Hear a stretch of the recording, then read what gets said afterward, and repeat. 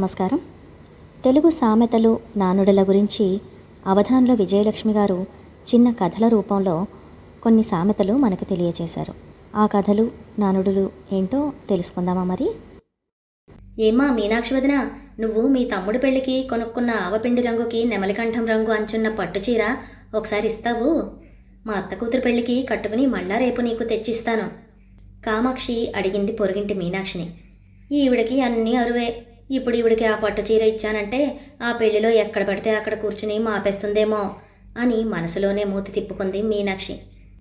ఏదో ఒక వంక పెట్టి ఇవ్వడం మానేద్దామంటే రేపొద్దున నా తోటికోడలు గృహప్రవేశానికి ఈవిడిని కెంపురాళ్ల నెక్లెస్ అడుగుదామనుకున్నాను కదా, ఈవిడ ఇవ్వదు అంటూ మల్లగుల్లాలు పడింది.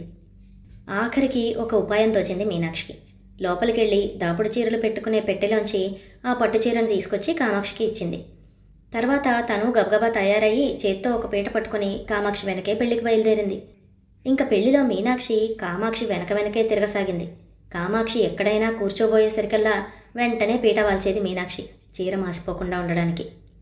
అరువు చీర కట్టుకున్న కామాక్షి దర్జాగా పీట మీద కూర్చుంటే తన చీర కట్టుకున్న మీనాక్షి నేల మీద కూర్చునేది.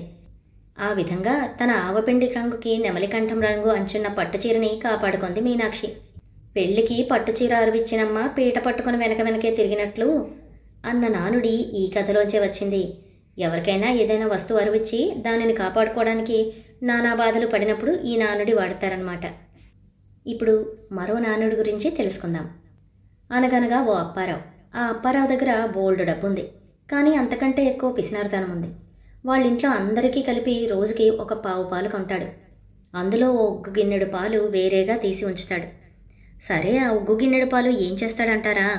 ప్రతిరోజు మధ్యాహ్నం భోజనానికి ఏ చారు అన్నమో తిని వీధి అరుగు మీదకి వచ్చే ముందర ఆ పాలు మీసాలకు రాసుకుంటాడు. ఆ పాలని ఇంట్లో అందరూ మీసాల పాలు అంటుంటారు. అప్పటికే వీధి అరుగు మీద పిచ్చాపాటి మాట్లాడడానికి అతని స్నేహితులు కూర్చుని ఉంటారు. అతను బయటికి వచ్చి అందరూ చూస్తుండగా మీసాల కంటిన ఆ పాలను చేత్తో తుడుచుకుంటూ, అబ్బా ఇవాళ మా ఆవిడ పాయసం అద్భుతంగా చేసింది అనో, ఆఖరణ పాలు అన్నం తినడం బాగా అలవాటైపోయింది అనో అంటుంటాడు భుక్తాయాసం నటిస్తూ. ఒకరోజు ఆ మీసాల పాలని ఓ పిల్లి తాగేసింది. వీధి అరుగు మీద స్నేహితులతో మాట్లాడుతున్న అప్పారావు దగ్గరికి తన 5 ఏళ్ల కూతురు పరిగెత్తుకొచ్చి, నానా నానా, మరే మీసాల పాలు పిల్లి తాగేసింది అని అరచి చెప్పేసింది. ఒక్క క్షణం గతుక్కుమన్నాడు అప్పారావు. అంతలోనే సర్దుకుని, నీ మొహం, మీసాల పాలు పిల్లి తాగడమేమిటమ్మా, మీసాల పిల్లి పాలు తాగేసింది అని అనాలి. వెళ్ళి అందరికీ నీళ్లు తీసుకురా అంటూ ఆ పిల్లను అక్కడి నుంచి పంపించేశాడు. బిక్కమొహం వేసుకుని ఆ పిల్ల లోపలికి వెళ్ళిపోయింది. మా అమ్మాయి 5 ఏళ్ళు వచ్చినా ఇంకా మాటలు తిరిగేసి మాట్లాడుతుందండి అని లేని నవ్వు తెచ్చుకుంటూ అందరికీ చెప్పాడు. కొన్నాళ్లు గడిచాయి. మరోసారి మీసాల పాలను పిల్లి తాగేసింది. కిందటిసారి నాన్నకి నేను చెప్పింది సరిగ్గా అర్థం కాలేదు, అందుకే నన్ను కసిరాడు. ఈసారి బాగా అర్థమయ్యేటట్లు చెప్తాను అనుకుంది అప్పారావు కూతురు. వీధిలోకొచ్చి, నాన్నా, మరే నువ్వు రోజు అన్నం తిన్నాక మీసాలకి కొంచెం పాలు రాసుకుంటావు కదా, ఆ పాలని పిల్లి తాగేసింది అని స్పష్టంగా చెప్పేసింది. అంతే, అప్పారావుకి మొహం ఎక్కడ పెట్టుకోవాలో అర్థం కాలేదు. తర్వాత ఏమైందని అడక్కండి. మీసాల పాలు అన్నది ఒక నానుడి. పై కథలోంచి ఆ నానుడి వచ్చిందనమాట.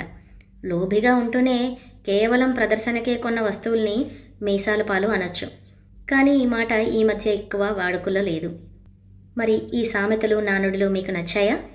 నచ్చితే ఒక లైక్ చేసి సబ్స్క్రైబ్ చేసి పక్కనే ఉన్న బెల్ ఐకాన్ను క్లిక్ చేయండి. మరో వీడియోలో మళ్ళీ కలుద్దాం.